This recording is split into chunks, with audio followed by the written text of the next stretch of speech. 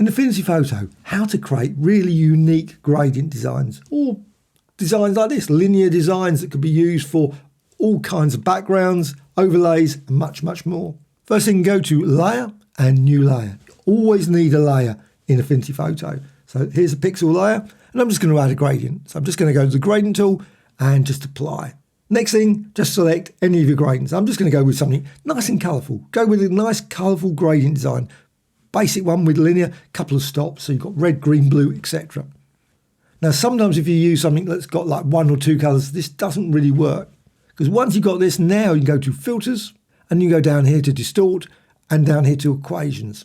Now unfortunately equations don't have presets, so you can't store your equation. So I'm not going to go for a complex equation. You notice here I've got Cartesian, and I'm just using X and Y. You can also put Rx and Ry, which is a relative X and Y. But I'm going to put W, and that's the width of the document, the W. But also what you can do is you can say times. If you notice it's going red, it means it's gone into a sort of, it's in between state, or you've made an error. And you can always just delete that and just start again. So W times, and then maybe say times 10. Now at this point, you'll notice what's happened. It's just lost everything. It's completely gone. If you go down here to extend mode, you can put it into mirror, so you get a tiling effect.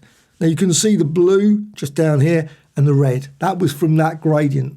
But also you can put times, and again, because it's an in-between state, it's gone red, you can put times C, and I'm just going to use this parameter there.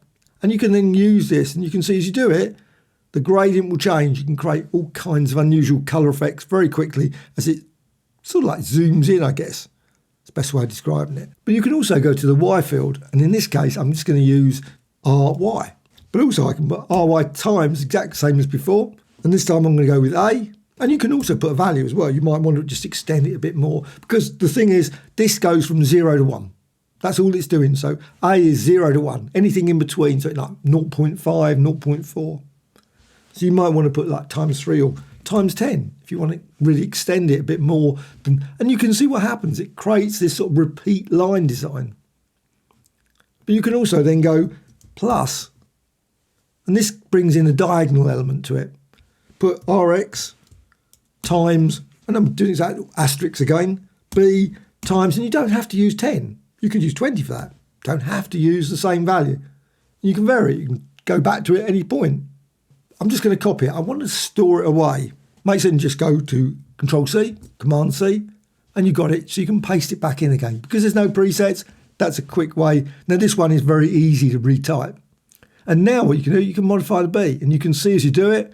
So you obviously put it down to closer to 0, it becomes straight, horizontal. If you go there, you've got the vertical there as well. And you can change the C, and you can see as you change that, whole range of different gradients, possibilities of colours, just straight away appear. And you can just keep varying it. And again, you can change the setting. You don't have to go with that. You could go with 100. When you go with more and more, obviously 100 or 1,000, when you change the C, it will really rapidly change. So just keep it, say, 10. Perfectly reasonable. And you can vary it, and I'm going to go with that. So you created a very, you could of course create this as a gradient, just have to add extra stops. Unless Affinity Photo ever had a repeat feature, which I would love to see, but it isn't there. Then click apply. But again, make certain you've got this. Again, just to make certain you've got it stored away so you can use it. Now another way around this would be use macros, so you could store the setting, but it's not an ideal way of solution. So with that, I can now apply it again. Or maybe vary it. So you could apply just repeat equations. I could obviously transform it, apply a repeat transform to this. So filters, go down here, repeat equations. Obviously it's just going to create exactly the same thing there, but now it's crunched it even more because it's applying it to the image you've got. You might not want to push it too far, because if you do it again now, repeat equation gets even thinner, which is not ideal. I don't want it that thin, because it just, unless that's what you want, of course. Filters, distort, maybe twirl. That's probably a better one in between. But now you can go back into the filters. So filters, and down here again to distort and equations. I prefer to be able to manipulate it without just repeating the effect. Again, just go down here, and I'm going to use W times, it doesn't have to be the same, times 3 times C. And again, go down here, make certain you put the, you don't have to have it that, just it's nicer, I think. Mirror, and then you can put, again, that equation. So just select it, and then paste it back in, and you've got that thin line. I want that super thin line. So I'm just going to go with, say, 5. You can vary it.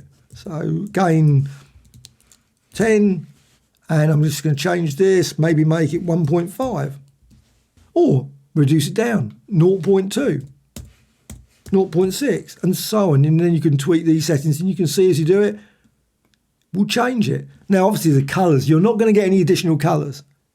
There's no suddenly, unless you've added some paint or something, you've applied some brush strokes or something that adds some colour, it's going to use exactly the same colour that you've got on screen.